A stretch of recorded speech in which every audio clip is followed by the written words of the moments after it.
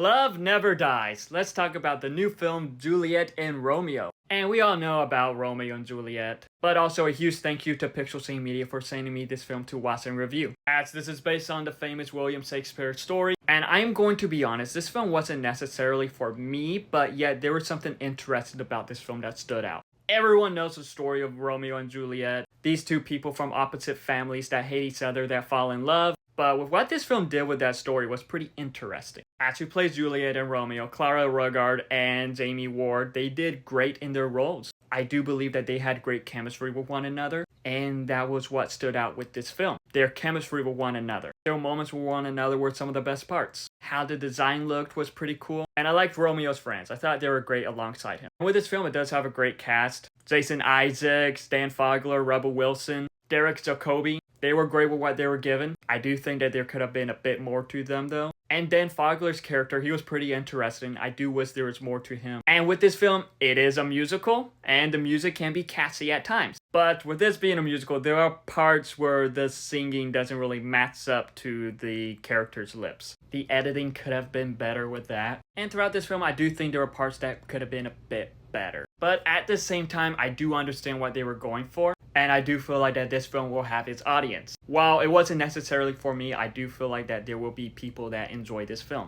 Overall, I thought Juliet and Romeo was just okay. The two main leads were great, and the singing was okay for the most part. Have you watched Juliet and Romeo? If so, what are your thoughts on it? Let me know in the comments below, and follow me for more.